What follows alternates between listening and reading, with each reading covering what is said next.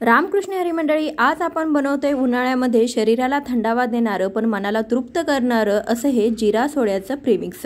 हे प्रीमिक्स आपण घरात बनवून ठेवलं ऐन वेळेला अगदी चुटकीसरशी तुम्ही हे सरबत बनवू शकता। अतिशय सोपी रेसिपी आहे, त्यासोबतच कमीत कमी वेळेमध्ये सांगण्याचा प्रयत्न केलेला आहे।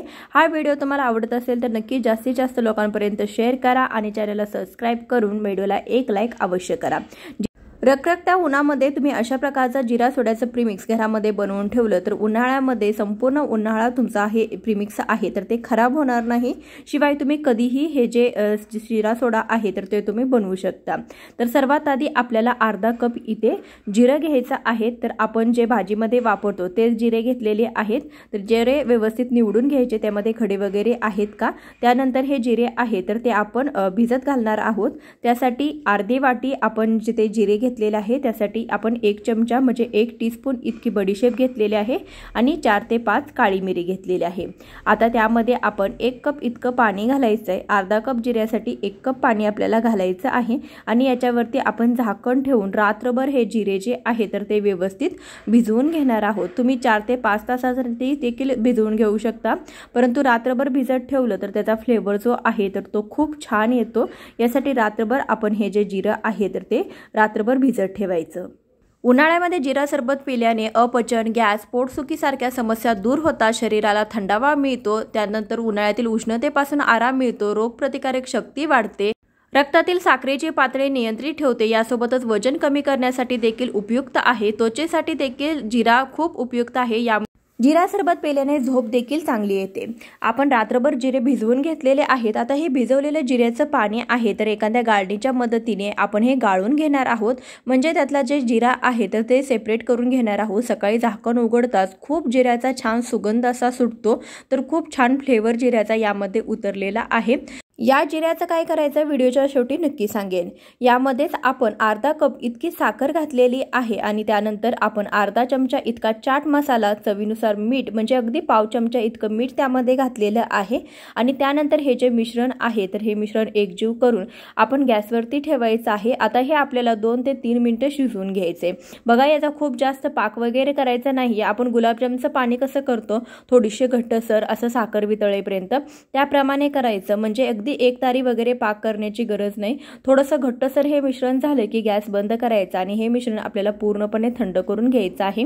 इथे मिश्रण बघा, याचा 1 तारी वगैरे पाक झाला नाही, फक्त बोटाला आपल्या चिकट लागते एवढ्यापर्यंत आपल्याला हे जे मिश्रण आहे तर ते शिजवून घ्यायचं आहे। तर त्यानंतर हा पूर्ण आपण जे सिरप आहे तर ते थंड करून घेतलेला आहे। त्यानंतर हे गाळून घ्यायचं, म्हणजे यामध्ये जर आपण चाट मसाला वगैरे घातला तर त्याचे थोडेसे कण जर असतील तर ते देखील निघून जातील। यासाठी हे व्यवस्थित गाळून घेतलेलं आहे। एखाद्या काचेच्या बरणीमध्ये किंवा बाटलीमध्ये तुम्ही हे जे सिरप आहे तर ते स्टोर करून ठेवायचं आहे। अगदी उन्हाळाभर हे जे सिरप आहे तर ते खराब होत नाही। आपण रेग्युलर बाटल्या जशा फ्रीजमध्ये ठेवतो त्या ठिकाणी तुम्ही ठेवलं तरी सुद्धा चालेल, अगदी फ्रीजरमध्ये वगैरे ठेवायची गरज नाही। तर इथे आपलं जिऱ्याचं सरबतचं प्रीमिक्स म्हणजे सिरप तयार झालेलं आहे। तर आता सरबत कसा करायचा ते पाहूया। इथे मी चमचाभर इतकं सब्जाचं बी घेतलेलं आहे। तर हा सब्जा आपल्याला रात्रभर पाण्यामध्ये भिजवत ठेवायचा आहे किंवा तुम्ही 2 तासासाठी ठेवला तरी देखील चालेल। सरबत करण्यासाठी एका पातेल्यामध्ये आपण 4 ते 5 चमचे इतकं आपलं जे सिरप बनवलेलं आहे ते घेतलेलं आहे। त्यानंतर इथे मी 3 ग्लास इतकं पाणी घातलेलं आहे। तुम्हाला जेवढं सरबत करायचं आहे त्या हिशोबाने तुम्ही मिक्स आहे तर ते घ्यायचं आहे आणि त्यामध्ये पाणी ऍड करायचं आहे। त्यानंतर इथे आपण अर्ध्या लिंबाचा रस देखील त्यामध्ये घालणार आहोत।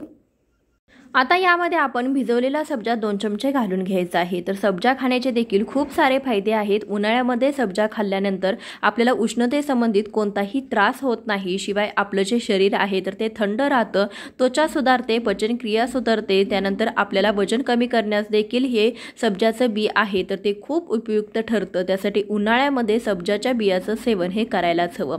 यामध्ये 2 चमचे इतका आपण सब्जाचं बी घातलेलं आहे। त्यानंतर तुम्ही त्यामध्ये आईस क्यूब घालू शकता। तुम्ही हवं तर माठातील पाण्याने देखील हे जिरा सरबत बनवू शकता, ते अतिशय खूप आरोग्यासाठी फायदेशीर ठरेल, किंवा तुम्ही आईस क्यूब टाकून देखील करू शकता। तुम्हाला जसं हवंय तसं तुम्ही हे जिऱ्याचं सरबत कधीही करू शकता। आपलं हे प्रीमिक्स जर तयार असेल तर अगदी सहज हे जिऱ्याचं सरबत तयार होतं। खूप छान फ्लेवर येतो, दिसायलाही सुरेख आहे आणि प्यायला देखील तेवढंच चविष्ट आणि शरीराला देखील फायदेशीर आहे। हे जिऱ्याचं सरबत उन्हाळ्यामध्ये नक्की करून पहा। त्यासाठीचं जे प्रीमिक्स आहे तर ते घरामध्ये बनवून ठेवा आणि अगदी कधीही तुम्ही हे सरबत बनवू शकता। तर आपण जो जिरा घेतलेला होता तर त्याचं काय करायचं, तर जो आपण पाणी गाळून उरलेला जो जिरा आहे तर तो अशा प्रकारे एखाद्या चाळणीमध्ये किंवा कपड्यावरती तुम्ही सुकत ठेवायचा आहे। उन्हामध्ये ठेवला तर अगदी एका दिवसात सुकतो, घरामध्ये ठेवला तर तुम्ही 2 दिवसानंतर हे जिरा आहे तर तो छान सुकेल। त्यानंतर आपण कढईमध्ये हा जिरा घालून घ्यायचा आहे।